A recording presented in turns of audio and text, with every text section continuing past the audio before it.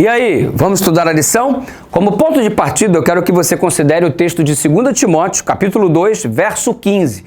O que diz lá? Para nos apresentarmos diante do Senhor como obreiro aprovado.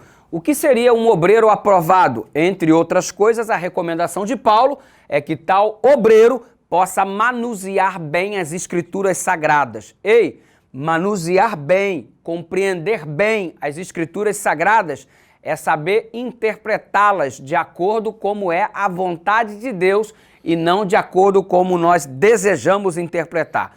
Isso é um desafio.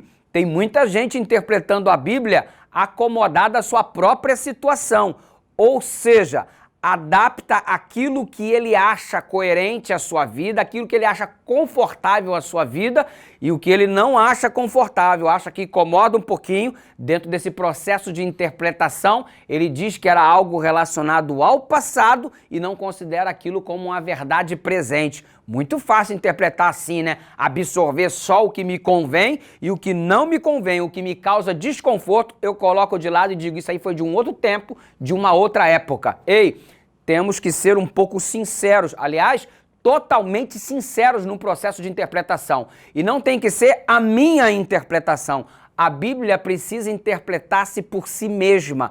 Tem que ser o claro, assim diz o Senhor. Porque senão, moçada, vira uma Babilônia. Você quer ver uma vez um marido justificando a sua separação com a esposa para as outras pessoas, dizendo o seguinte: Deus falou, está em Gênesis capítulo 3, verso 15. Deus dizendo, vou colocar uma inimizade entre você e a sua mulher. E como é que esse cara arrumou essa desculpa? Porque ele orou ao Senhor, na sua crise conjugal, disse, Senhor, me mostra a tua vontade. Aí meteu o dedão lá em cima de Gênesis 3,15 e Deus então estaria revelando para ele que ele, Deus, estaria colocando inimizade entre ele e a mulher dele.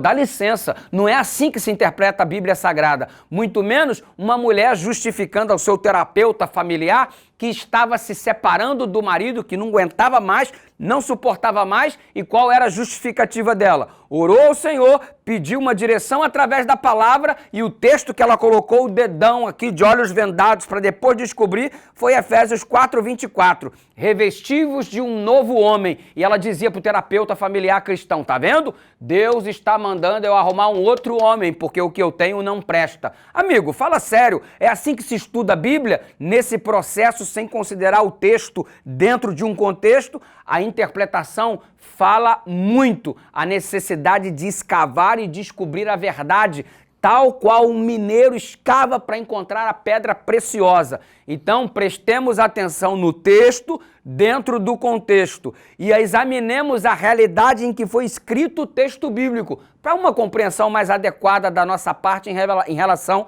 à revelação do Senhor. Do que eu estou falando? Exemplo. Quando escreveu que os nossos pecados se tornarão mais alvos que a neve, se você nunca viu ou nunca ouviu falar a respeito de neve, fica complicado. Então você precisa pesquisar e descobrir o que é a neve e certamente quem viu vai ter mais familiaridade para compreender o texto bíblico. E muitas vezes o contexto onde nós estamos inseridos fala muito a respeito da interpretação que nós estamos tendo. E nós vamos ver isso daí ao longo da semana. Se você já viu uma neve, já pisou na neve e viu quão branquinha você é de repente lá no Colorado, nos Estados Unidos, então você entende o que é alvo como a neve. Mas de repente, se você mora no Piauí ou mora em algum sertão, onde mal você vê a chuva, como compreender adequadamente esse texto bíblico? Aí entra o elemento de fé, entra o elemento de estudo, de conhecimento e de entendimento quanto à realidade de onde foi escrito